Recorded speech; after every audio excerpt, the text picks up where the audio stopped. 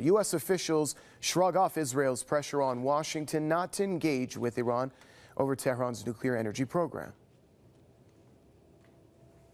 But I think we are wise if the Iranians have reached out, which they have, to, in a very clear-eyed way, and we are, test their actions with their words. We have an obligation.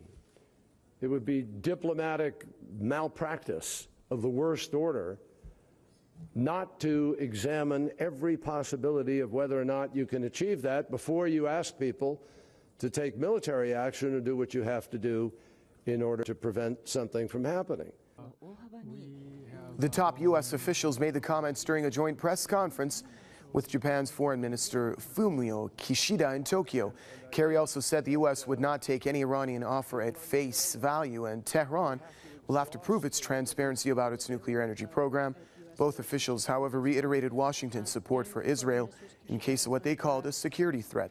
The comments come after Israeli Prime Minister Benjamin Netanyahu delivered a speech at the United Nations General Assembly threatening that Israel is ready to act alone against Iran if it is forced to do so. Joining us now from the Lebanese capital, Beirut, is international lawyer Mr. Franklin Lamb. Sir, it's great to see you again. Give us your perspective on Kerry's comments. It seems that there's a difference between what Washington thinks and what the Israelis think about how to engage with Iran.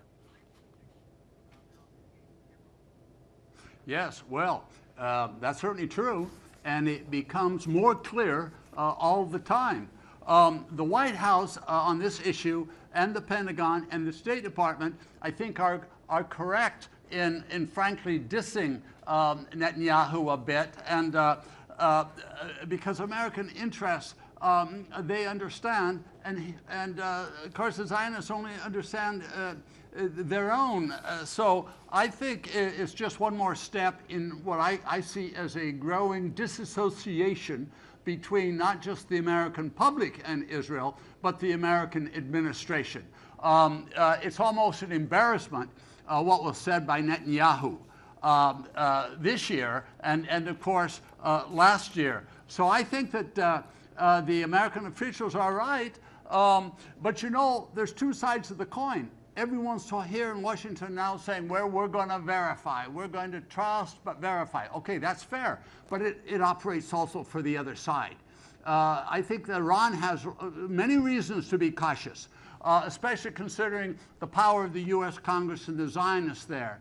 Remember, in 1985, McFarlane went to Iran. It was supposed to be a deal, improved relations. It didn't work out because the Americans torpedoed it. Same thing in 2001 in Afghanistan, you recall, and 2003 in Iraq. So this is, you know, so a level playing field in some ways, and both have got to show their sincerity, and I think starting with the White House, the question is, can the Israelis torpedo this overture? Can McCain and his ilk, the Hawks and neocons, can they torpedo this? I think it's going to be up to the American people to stand up on this issue and to support the president and Hagel and John Kerry. Well, that is the other question that you mentioned, the Zionist lobbies in the United States. Just how far can the Obama administration swim against the tide of lobbies such as AIPAC and other Zionist and Israeli lobbies in the United States? Yeah. Good question. A lot of people are wondering, and a lot of people are hoping on this issue. I frankly think the tide is changing. I think it's no longer you can ruin somebody's career by calling them an anti-Semite. You can buy Congress members, but now we see that more and more activist groups, particularly the BDS activists, are showing up at congressmen's doors that they never crossed the threshold and that they were secure. So the fact of the matter is that public opinion is shifting, and it will support American interests.